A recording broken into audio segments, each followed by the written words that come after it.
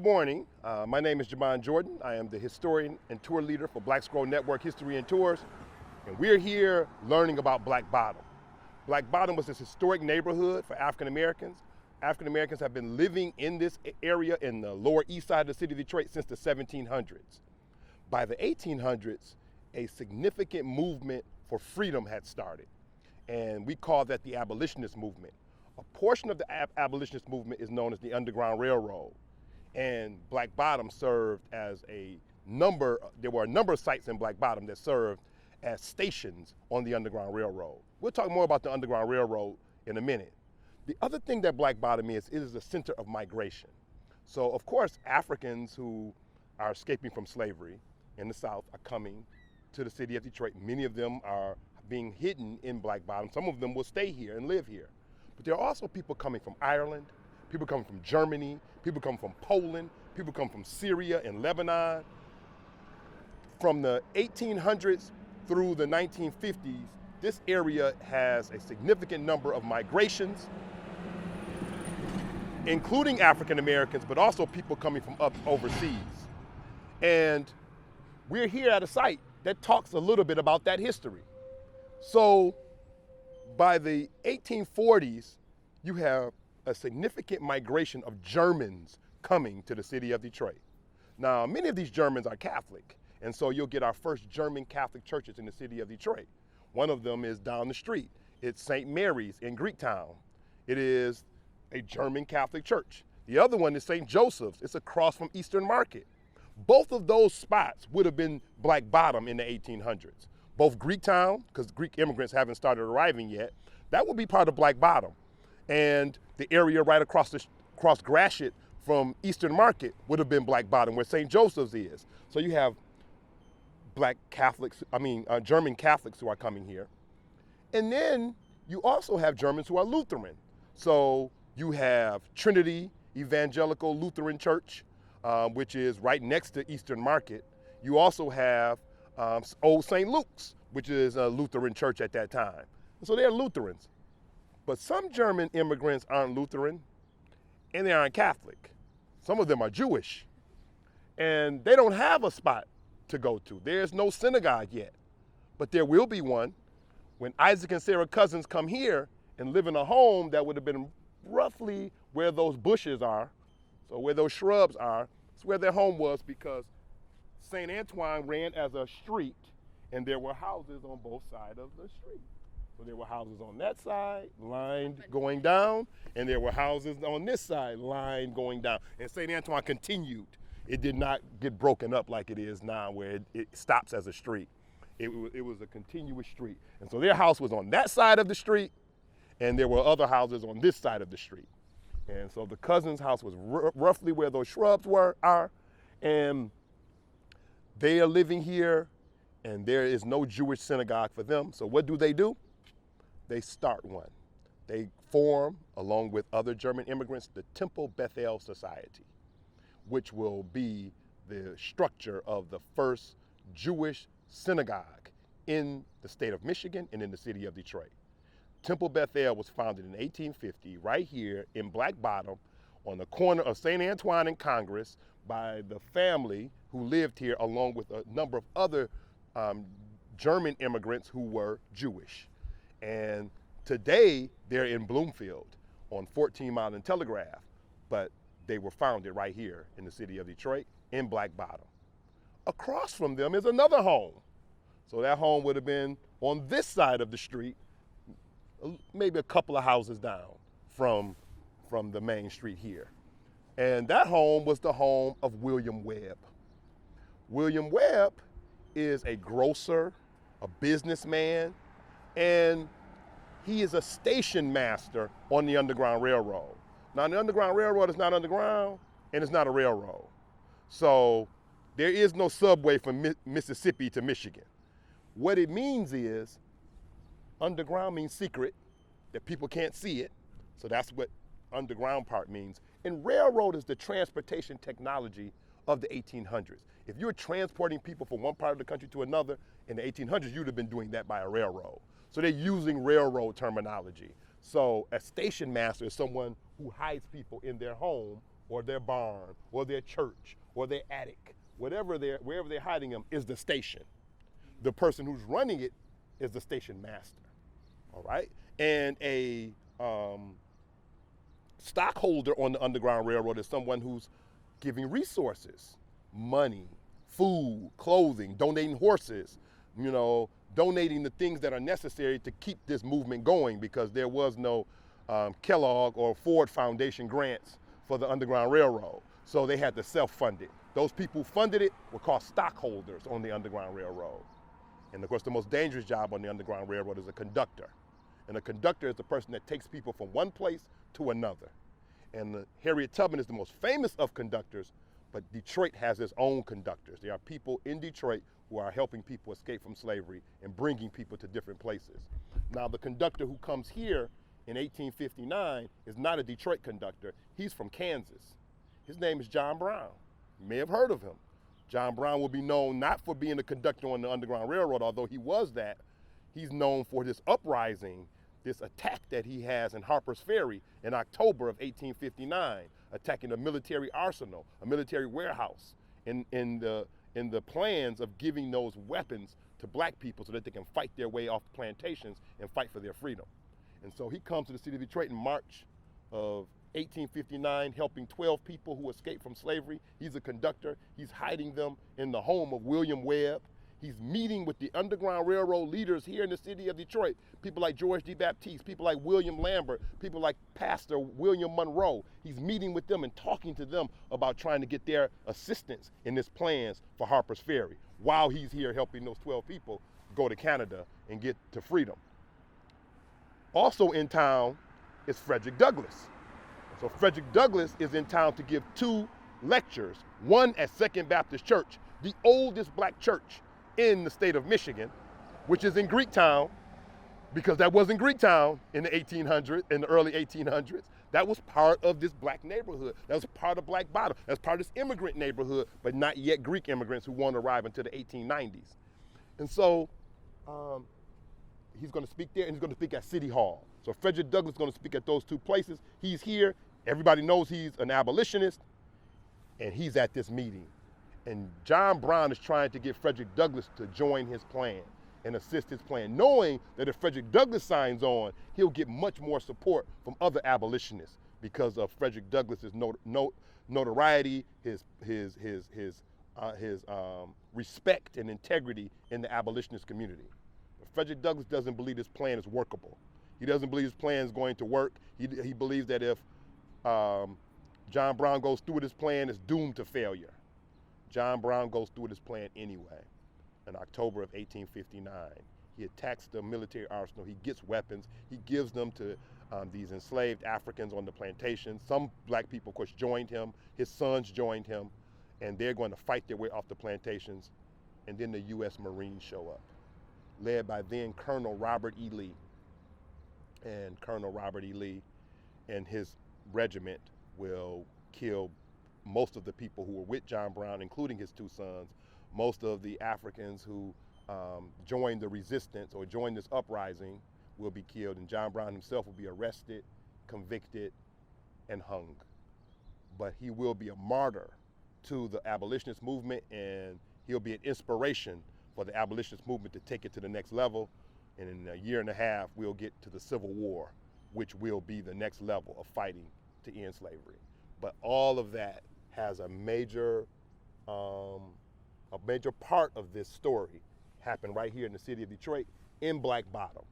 So before we even get to the time period of the Great Migration and black people come and hundreds of thousands are leaving the South and coming to the city of Detroit, there's already an infrastructure of black institutions and organizations in the city of Detroit that started during the 1800s during the abolitionist movement. And one of those places is the home of William Webb. Now, across from us, this empty lot was once the site of St. Matthew's Episcopal Church, the 3rd black church in the city of Detroit, which served as a station on the Underground Railroad. It was sold to fledgling members of Bethel. Some members of Bethel no longer wanted to be members of Bethel, as Bethel organized itself as a Reform Judaism congregation. And so a group of people left After the Civil War, they left Bethel and they founded the second Jewish congregation and synagogue in the city of Detroit, Shari Zedek. And so Shari Zedek is a conservative synagogue. They bought the original St. Matthew's Episcopal Church. So the churches kind of tell us a story.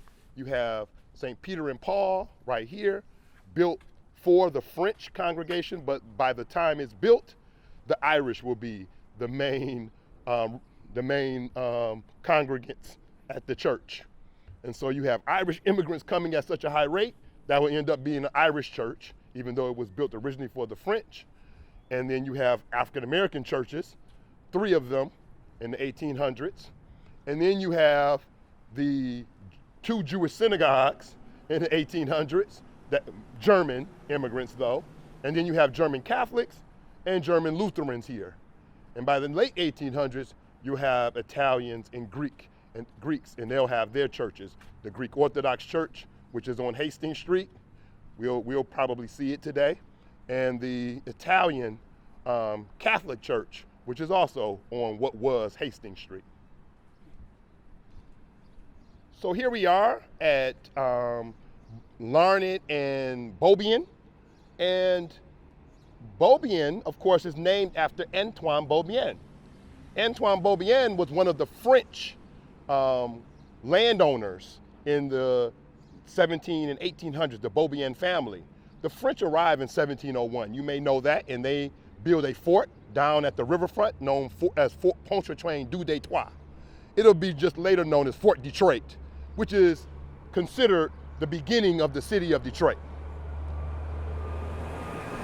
The fur trading leader at this fort is Antoine de la Motte Cadillac. And he will be joined by later Frenchmen, some of which will be fur traders like him, some of which will be inside of the fort like he was, but then others will be farmers who will be outside of the fort because they found this rich land. This has this really dark soil that has all of these minerals that are really suitable for farming. And so they'll build what are known as ribbon farms, which are thin strip farms that ran from the river and went north from the river. And they're thin, which allows other landowners to have access to the river. Instead of building a wide farm that would block other people's access to the river, they build a thin strip farm. So it's long, but it's thin. The streets that we see were where those ribbon farms used to be. And most of the streets are named after the ribbon farm owners that were in this area. The French named this rich soil Fond Noir, which is black bottom. So the term black bottom comes from the soil, not from the people. And Antoine Beaubien, their farm ran from the river, right, going north from the river. So the river is that way, south of us, and then it went from south to north. And so the street Beaubien was at one time the Beaubien Ribbon Farm, all right?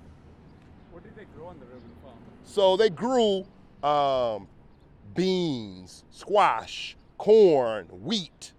But the other thing they did is they began to try to find ways to rent that land to other people. And so the Beaubiens rented a lot of land. In fact, the St. Peter and Paul's Church is on Beaubien land.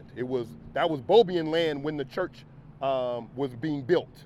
So the church had to pay Beaubien to have access to that land.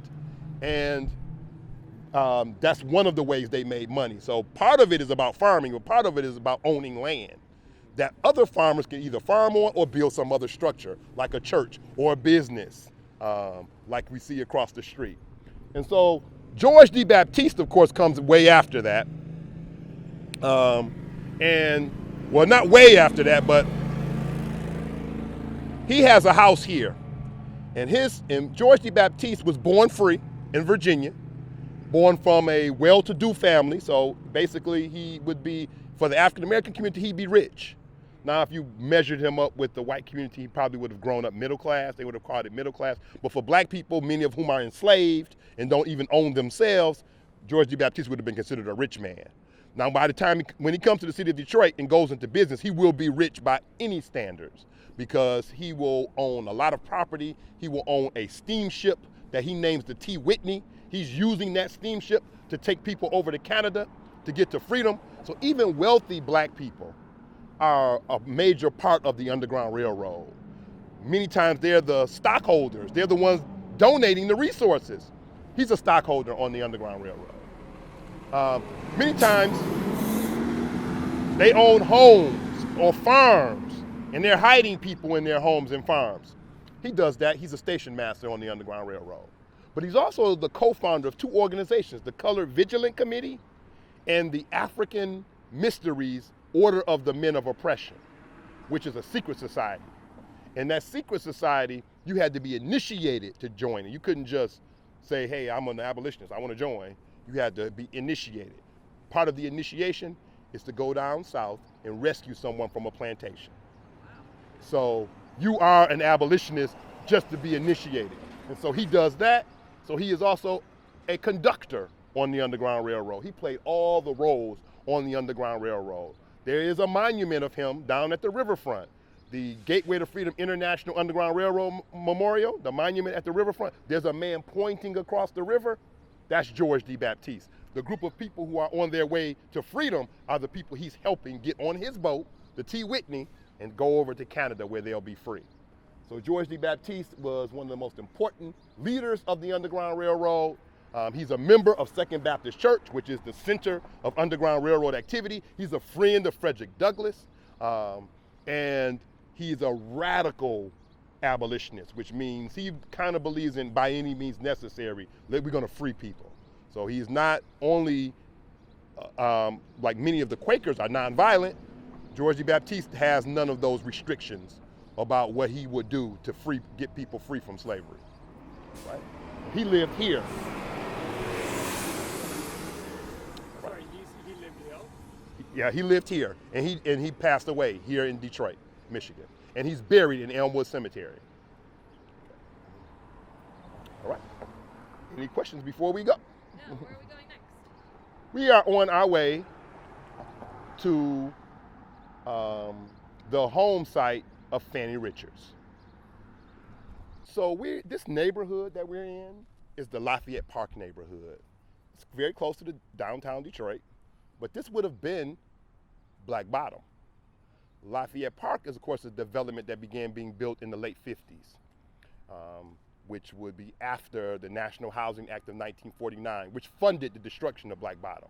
So the National Housing Act of 1949, sometimes called the Slum Clearance Act, or sometimes called the Urban Renewal Act, is the act where the federal government is giving cities money to destroy old structures or slums, with the idea that those same municipalities will seek more funding from the federal government to build low income and public housing.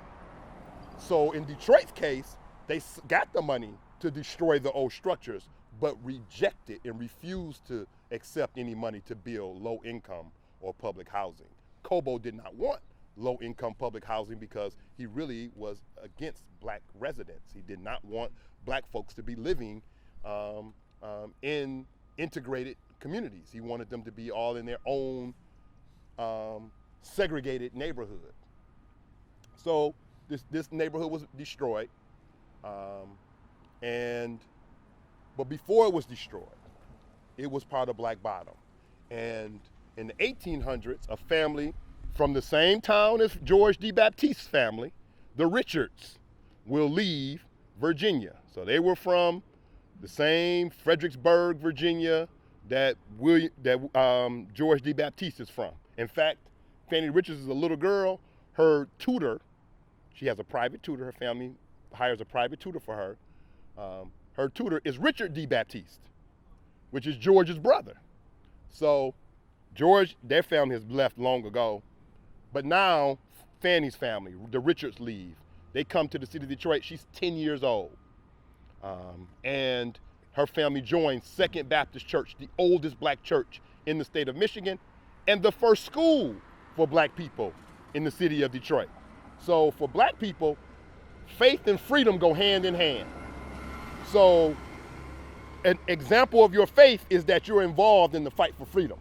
So all black churches in most places in this country are about the abolitionist movement. Some of them are explicit, some of them are hiding that fact because they're in the South and they have to hide the fact that they're involved in the Underground Railroad or involved in the abolitionist movement. Were some of them stations?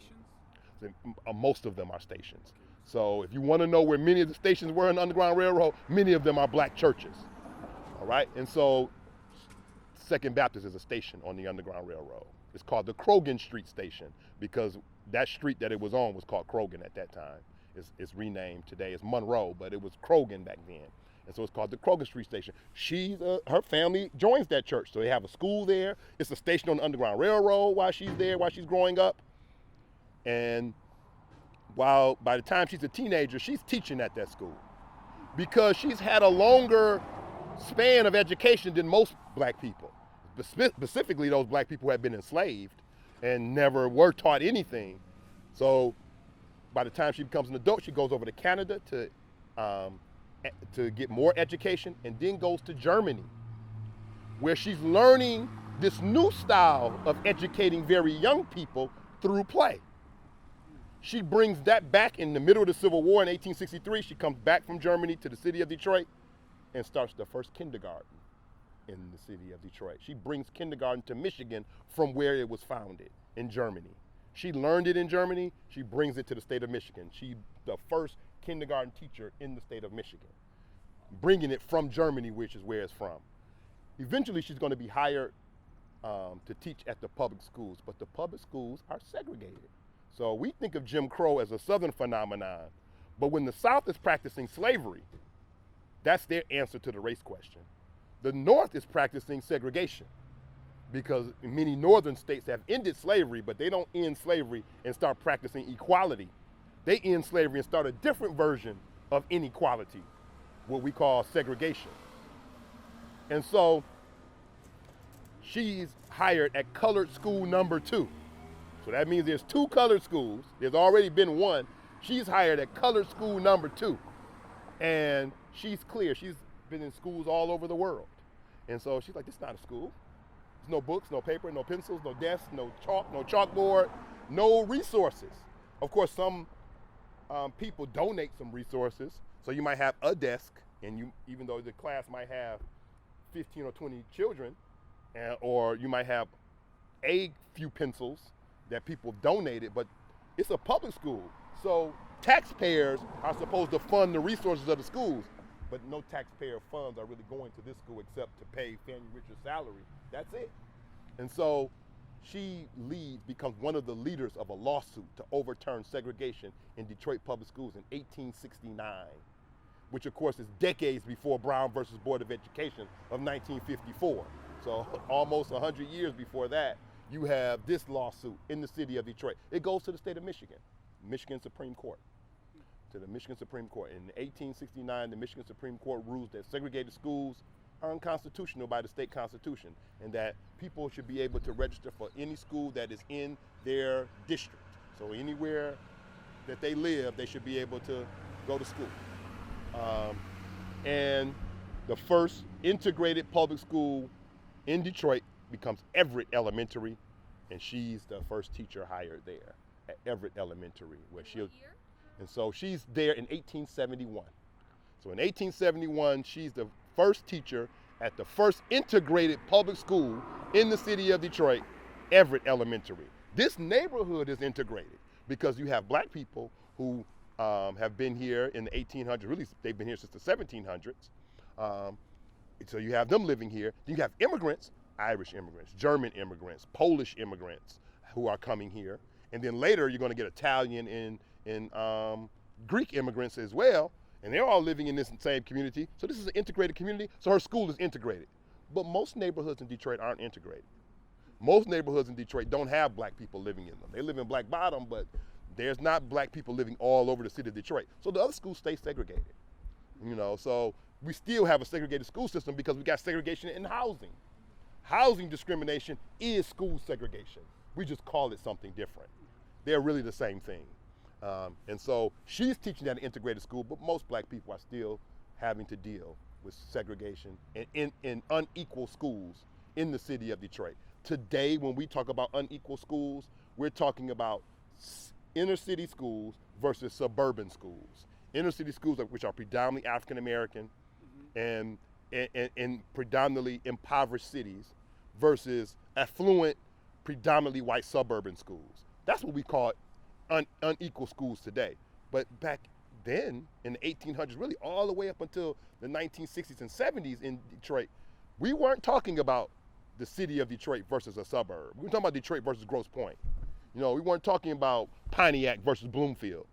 We were talking about one side of the city of Detroit where black people live, a school there, and another school on the other side of the city of Detroit where white people live. The schools would have been unequal in the same school district with the same school board in charge of both schools.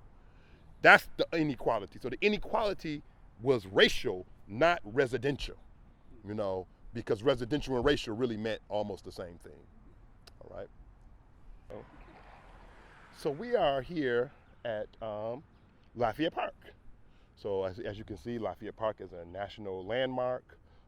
It is one of the architectural icons of the country. It began being built in the 1950s. So to understand Lafayette Park, though, before we can talk about the greatness of Lafayette Park, you have to talk about the prior history. So Lafayette Park is the first section of Black Bottom to be destroyed after the National Housing Act of 1949. So let's back up a little. There's a race riot in the city of Detroit in 1943, and it is a major race riot. And I mean, when I say race riot, I mean there are black people fighting white people fighting black people. There's no real interracial stuff going on like what happened in 1967. So in 1967, there are whites who are looting white-owned stores. There are black people who are looting black-owned stores. So everything is not totally one race versus the other in 1967. But in 1943, that's exactly what's happening. So if you're fighting someone of the other race. You're not fighting people within your own race. If you're looting a store owned by somebody or you believe to be owned by somebody of a different race. That's what's happening. It's a major race riot. It begins at Belle Isle. And then a lot of it happens in the Black Bottom and Paradise Valley neighborhoods and the Woodward Corridor and the Cass Corridor area. So during this race riot, at least at the end of the race riot, the mayor appoints a committee to study the causes of the race riot. For the most part, the committee blames black people. They blame the black community for the race riot. 34 people are killed, 25 African Americans are killed, and 9 whites. Out of the 25 African Americans who are killed, 17 of them are killed by members of the Detroit Police Department. No whites are killed by members of the Detroit Police Department. So black people were, of course, targeted during the race riot. The police basically joined the riot and chose a side. And after the riot, the black community is targeted as the reason for the whole riot in the first place. And so the following year, Eugene Greenhut comes to the mayor, Edward Jeffries, and says, we need to renew this area. We need to wipe it out. This is the area where the race riot happened. This is where the people who caused the race riot occurred. And I've been successful in rebuilding neighborhoods throughout the country. And so we need to do this. And so this is this idea of urban renewal, which is taking place throughout the country. The mayor, Edward Jeffries, agrees to this plan, and it's called the Detroit City Plan or the Jeffries City Plan. And he brings it to the city council. It takes a couple of years, but the city council passes his Detroit City Plan in 1946. It goes by a number of names: the Gratiot Redevelopment Plan, the Lafayette Plan. It's a number of plans: urban renewal, slum clearance, and of course black people call it Negro removal. This is a residential district of working class and poor African Americans. 80% of the people who lived in Black Bottom were renters, and most of them were poor. Only 20% were owners. And so the city has agreed to destroy this whole area called Black Bottom. But the city doesn't have the money to destroy all the Black Bottom. They don't have that kind of money. So it's going to take a few years. In 1949, the federal government passes the National Housing Act of 1949, and the federal government says, we're going to fund the destruction of these slums. We're going to help the cities out. And so they're doing it in Chicago, they're doing it in Atlanta, they're doing it in DC, they're doing it not only in Detroit, Cleveland, Cincinnati, Boston, and Detroit. By this time, the mayor is not Jeffries anymore. The mayor is Albert Cobo. And Albert Cobo has run on a platform of housing segregation. I'm gonna keep those people out of your neighborhoods. And now he's the mayor when the federal government gives cities money to destroy neighborhoods. And so he begins the destruction of Black Bottom. Now Truman's plan for National Housing Act is that the federal government will give you the money to destroy the neighborhoods and will give you more money to build low-income housing and public housing. Cobo takes the money to destroy Black Bottom, but refuses any money to build low-income or public housing, which means anything developed here will have to be privately developed. And so for years, no private developers come. So there's just fields of Black Bottom that have been destroyed. So they wipe it. They wipe it out, and nothing's being built because no private developer has come and said, hey, I'll do something. The UAW gets involved, led by Walter Reuther, and like we're going to initiate a spearhead of development there. And so they begin, and Cobo allows them, as long as it's private and not low income, he allows them to organize this. And the group that is assembled chooses Mies van der Rohe, of course, a revolutionary architect. You know, some of his earliest works have not yet even been done in the United States, but he's chosen. And the first structures that are built in the late 50s are the Mies van der Rohe townhomes, the low rises that you see. You can't really see them because they're behind the trees, and that's purposeful. They're supposed to be its own integral community that is separate from all the other things happening outside. And so those are the first structures to be built. And then the pavilion, which we can't see, is the second thing to be built. And then the Lafayette Towers are the third. And we'll see them, we'll step away from the trees and you'll see the two twin Lafayette Towers. And then they build the shopping center, because this is supposed to be a self-contained community. You should not have to leave it for all the things you need. And there's still two schools left, two Black Bottom schools that haven't been destroyed. Duffield being the elementary one, the elementary school. And this is going to be built for middle and upper class people, not for the former residents, poor residents of Black Bottom. So you don't want to have a development where these upper class people have to go to school with the poor residents, former residents of Black Bottom. So they build a school. Chrysler Elementary is baked into the plan so that the residents here would not have to send their students to Duffield. All right? And so you have its own school. And then the last structure to be built is 1300 Lafayette.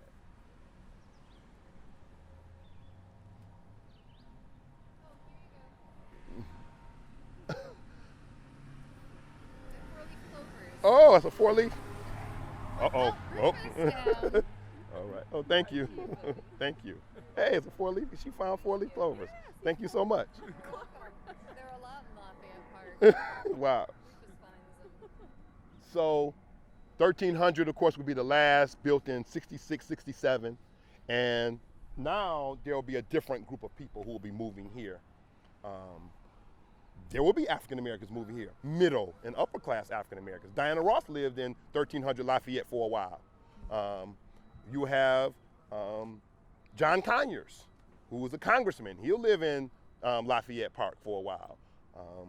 Judge Damon Keith, who was a federal judge. So you had now upper and middle class African Americans moving here, but none of the former working and poor people who used to live in Black Bottom would be able to afford to come back to this neighborhood. The first low-income structures won't be built in Black Bottom, the former Black Bottom, until the 1970s. And so no one who's poor or working class will be able to relocate after all of this is destroyed. All right? And by the mid-60s, it's all gone. All right, so from 1910 to 1930, Detroit's black population quadrupled. So many black people are leaving during a period that we call the Great Migration. One of the reasons they're leaving during the Great Migration is because of one of the reasons they come to Detroit is because Henry Ford's offer of $5 a day to all workers in 1914. Henry Ford has now begun building the Model T on a moving assembly line. He needs thousands of workers, not hundreds. And the United States government has put a cap on immigration. So you don't have as many immigrants coming to America, definitely don't have as many immigrants coming to Detroit. And so it's not enough. And so now he's recruiting African Americans to work at his plant. So you got a lot of black people coming to the city of Detroit, but they can't live everywhere, so many of them end up in Black Bottom. By the 1930s, Black Bottom is predominantly black. So it wasn't that way before. Again, immigrants, German immigrants, Irish immigrants, Polish immigrants, Syrian and Lebanese immigrants, Greek immigrants, Italian immigrants. All of them are living in Black Bottom, but now immigration is limited. It's not as many immigrants coming. But black people are already in the United States, they're in the South. So they're coming to the city of Detroit. One of the reasons they're leaving the South is because of the violent Jim Crow practices that exist in the South. But as we can see, this was Annunciation Greek Orthodox Church, you see, when it was established, which gives you an idea of when Greek immigrants began.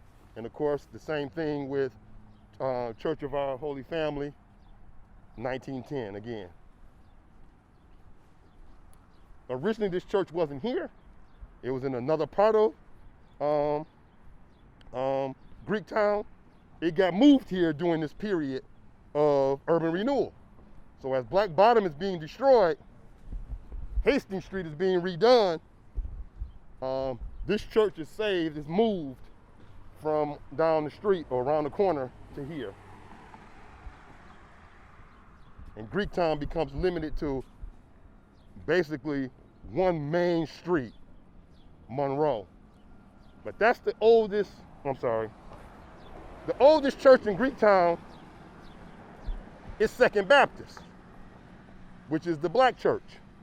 It's the oldest institution in Greektown. It was there, it's been there since 1857. The church was founded in 1836, but it was in other places before it was there. But it was there. It was an Underground Railroad station when it was there. That's where Fannie Richards was when she joined the church in 1850. Shortly after she got here, it moved to where it is now. The second oldest institution in Greektown is this church, and it's St. Mary's Catholic Church. It's the German Catholic Church. So the two oldest things in Greektown aren't Greek. One is black and one is German, because those groups of people were in Detroit before Greek immigrants started arriving. By the 1930s, though, this is Greektown. And so this is no longer considered Black Bottom by that point. But prior to that, it was part of Black Bottom. Today we are at Ford Field, right next to the Ford Field parking deck. But in the 1920s, 30s, and 40s, and even in the 1950s, this would have been Paradise Valley, the black business and entertainment district. From 1910 until the 1960s, that period is known as the Great Migration. And there are hundreds of thousands of black people, actually millions of black people leaving the South and coming to cities in the North and in the West. Many of them are coming to the city of Detroit. And in Detroit, even though there's housing segregation, even though there's school inequality, many of these African Americans are, for the first time in their lives, making a living wage, working at the auto factories, starting with Ford, then Packard, then Dodge, then the Fisher body plant. And so they're making a living wage. They're able to be customers of businesses they never would have been able to be customers of as a sharecropper in Mississippi. They're able to start businesses. So they can work at the factories, and then at night on other days, they can start their own businesses. And so you will have 350 black-owned businesses in this section of the city of Detroit. Right next to Black Bottom, where black people live, will be this black business district. Hastings Street is right over there. It's now the freeway, 375. And then around Hastings Street and on Hastings Street are these black restaurants, hotels, clubs, stores, shops, paint companies, any kind of business that African Americans would need in living in Black Bottom. This is where they would have come to get. clothing stores. So they're not getting on the bus and going to a mall. You know, they're not driving to a suburb, to a mall in the 1920s, 30s, 40s, and 50s. They're going right close to their own community where they live, where black business owners and Jewish business owners and some Polish business owners, but significantly black business owners are here. When the National Housing Act is passed in 1949, Black Bottom is being destroyed. So you already are losing many of the customers that were the customers of Paradise Valley. Paradise Valley is going to take a hit from the fact that the neighborhood is being destroyed that supplied many of its workers and many of its customers. But then on top of that, in 1956, the federal government passed the Interstate Highway Act, and Cobo takes that money to build a freeway, and he's going to destroy Hastings Street, which was the main street that ran through Paradise Valley. The land will be taken by eminent domain. So if you don't sell it, you're going to get it taken by the city. And so black people and business owners will lose their businesses, and Paradise Valley will be destroyed. By the mid-60s, there is no more Paradise Valley. The last structure that still existed was here. And so it was 3 buildings connected to one another. And it was the 606 Horseshoe Lounge and a couple of businesses, a couple of storefronts that were connected to it. And when the plans to build the arenas, Ford Field and Comerica Park on the other side, which was also part of Paradise Valley, when they were the plans to build them, a structure was created.